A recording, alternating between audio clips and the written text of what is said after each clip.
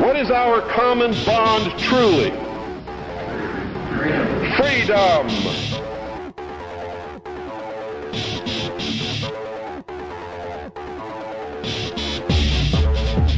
I hereby declare this to be an unlawful assembly. I order all those assembled to immediately disperse.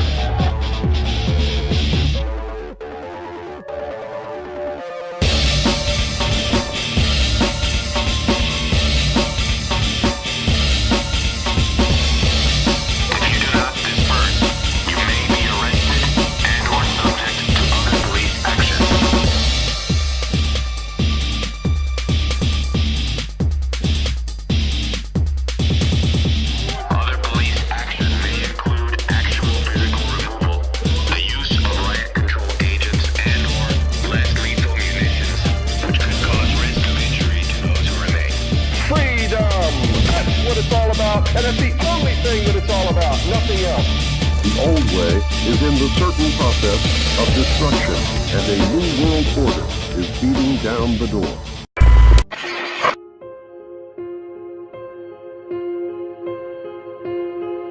Many will argue that in order to change the world and bring about peace, we need to fight harder against our perceived enemies.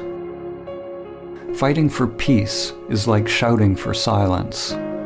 It just creates more of what you don't want. These days there's a war against everything. A war against terror, a war against disease, a war against hunger. Every war is actually a war against ourselves.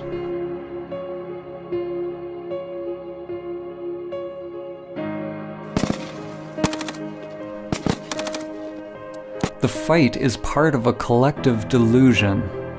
We say that we want peace, but we continue to elect leaders who engage in war. We lie to ourselves, saying that we are for human rights, but continue to buy products made in sweatshops. We say we want clean air, but we continue to pollute.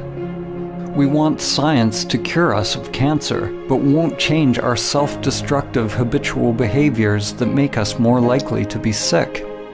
We delude ourselves that we are promoting a better life.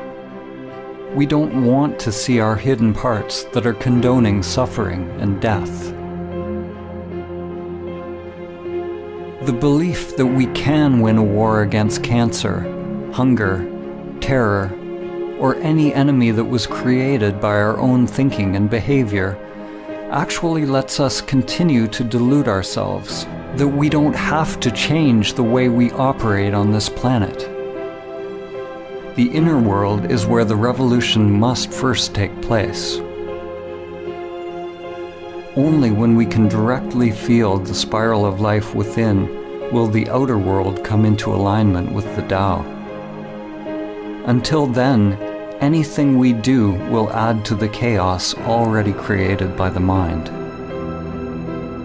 War and peace arise together in an endless dance. They are one continuum. One half cannot exist without the other. Just as light cannot exist without dark, and up cannot exist without down. The world seems to want light without darkness, fullness without emptiness, happiness without sadness.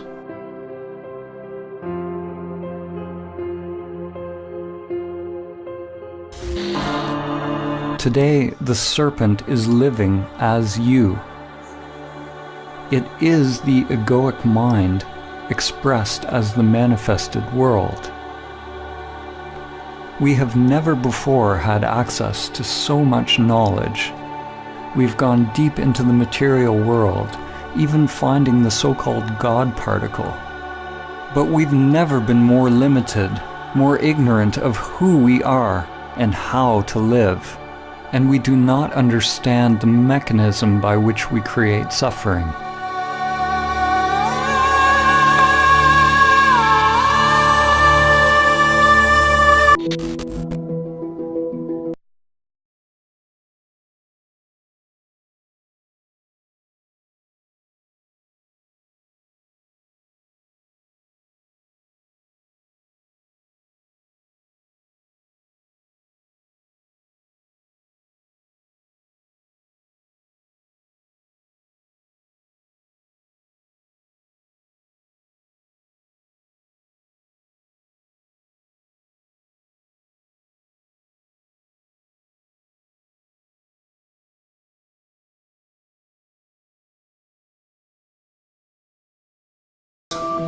it's consciousness. And there's an ocean of pure, vibrant consciousness inside each one of us. And it's right at the source and base of mind, right at the source of thought, and it's also at the source of all matter. There is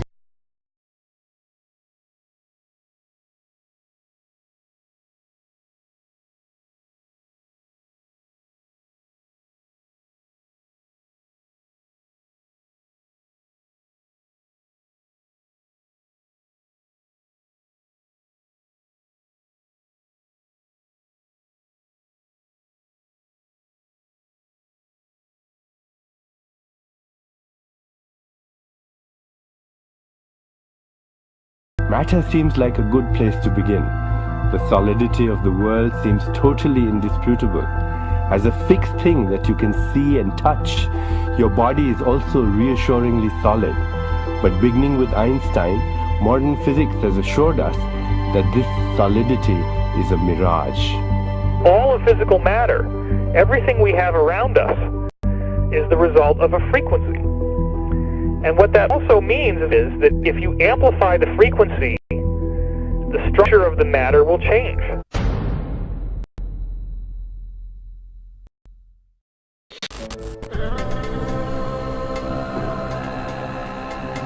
Our thinking has created the world as it is now.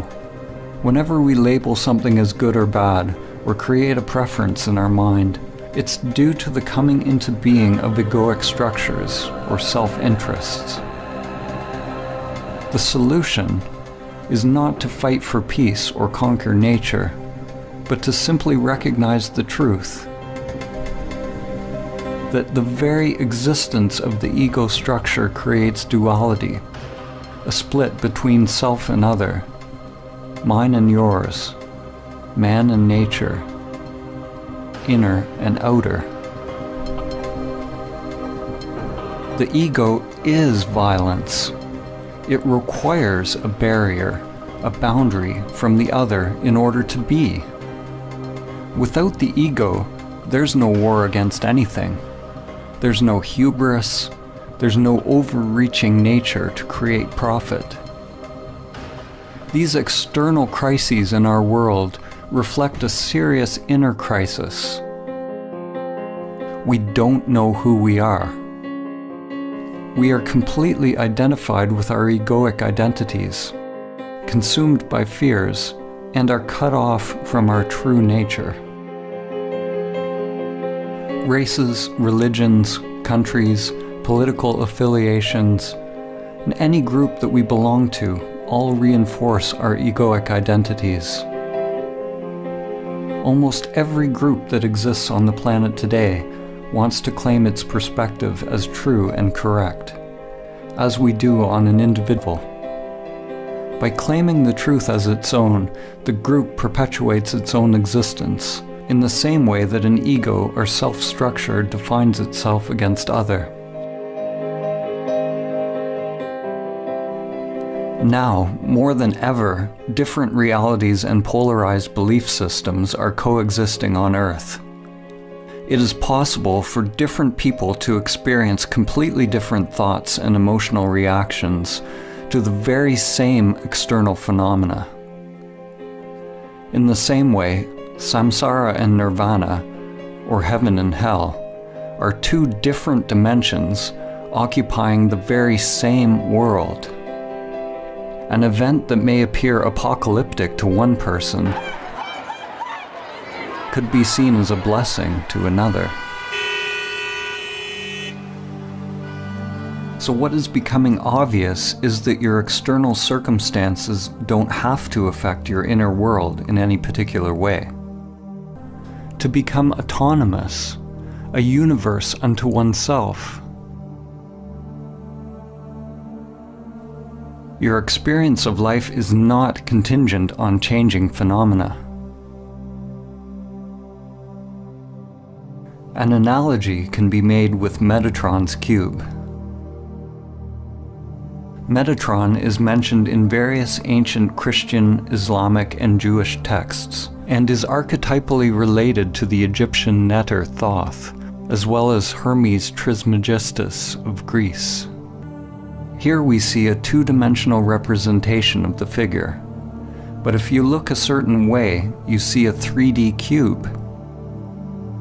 When you see the cube, nothing has changed in the figure, but your mind has added a new dimension to your seeing.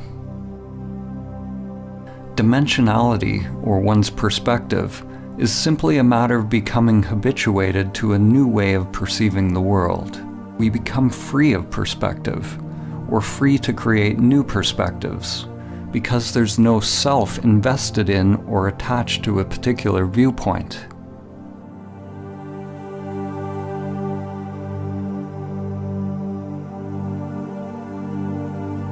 The greatest minds in human history have often pointed to levels of thought beyond the limited self-structure. Einstein said, "The true measure of a human being is determined primarily by the measure and sense in which he has attained liberation from the self." So it's not that thinking in the existence of the self is bad. Thinking is a wonderful tool when the mind is in service to the heart. In Vedanta, it is said that the mind makes a good servant, but a poor master.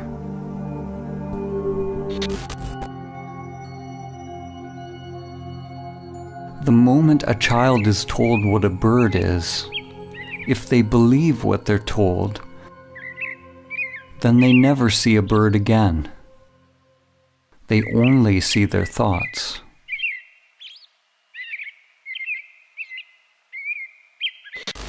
Most people think that they are free, conscious, and awake. But if you believe you are already awake, then why would you do the difficult work to attain what you believe you already have? Before it becomes possible to awaken, it is necessary to accept that you are asleep, living in the matrix. Examine your life honestly without lying to yourself. Are you able to stop your robotic, repetitive life patterns if you want to? Can you stop seeking pleasure and avoiding pain? Are you addicted to certain foods, activities, or pastimes? Are you constantly judging, blaming, criticizing yourself and others? Does your mind incessantly seek out stimulus, or are you completely fulfilled just being in silence? Do you react to how people think about you? Are you seeking approval and positive reinforcement? Do you somehow sabotage situations in your life? Most people will experience their lives the same way today as they will tomorrow, and a year from now, and 10 years from now. When you begin to observe your robot-like nature, you become more awake. You begin to recognize the depth of the problem. You are completely and utterly asleep, lost in a dream. Like the inhabitants of Plato's cave, most who hear this truth will not be willing or capable of changing their lives because they are attached to their familiar patterns. We go to great lengths justifying our patterns, burying our heads in the sand rather than facing the truth. We want our saviors, but we are not willing to get up on the cross ourselves. What are you willing to pay to be free? Realize that if you change your inner world, you must be prepared to change the outer life. Your old structure and your old identity must become the dead soil out of which new growth comes. The great wisdom, the truth of who you are, is buried deep within your being. Here is the path to the dark side. Fear leads to anger. Anger leads to hate. Hate leads to suffering.